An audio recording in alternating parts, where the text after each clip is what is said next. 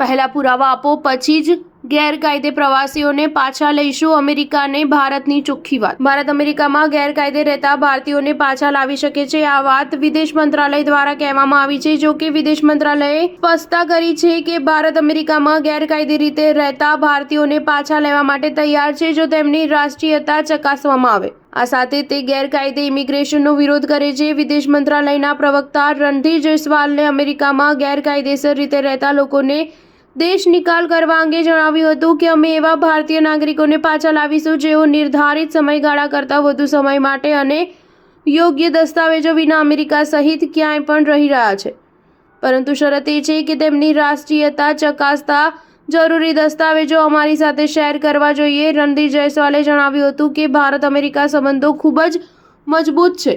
બંને દેશો વચ્ચેના આર્થિક સંબંધો ખૂબ જ ખાસ છે. અમે વેપાર સંબંધિત કોઈ પણ મુદ્દા પર ચર્ચા કરવા માટે અમેરિકા અને ભારત વચ્ચે પદ્ધતિઓ સ્થાપિત કરી છે. અમારો અભિગમ હંમેશા આ રહ્યો છે.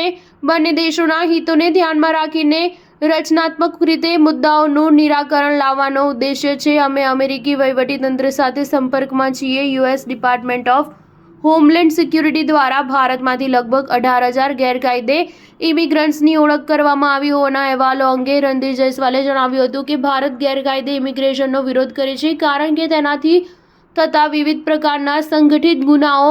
અમે તેમને પાછા લઈશું જો દસ્તાવેજો અમારી સાથે શેર કરવામાં આવે, જેથી અમે તેમની રાષ્ટ્રીયતા અને તેઓ ખરેખર ભારતીય છે તેની ચકાસણી કરી શકીએ. અમેરિકામાં રહેતા ગેરકાયદે ભારતીય ઇમિગ્રન્ટ્સની સંખ્યા વિશે વાત કરવી ઉતાવળ હશે.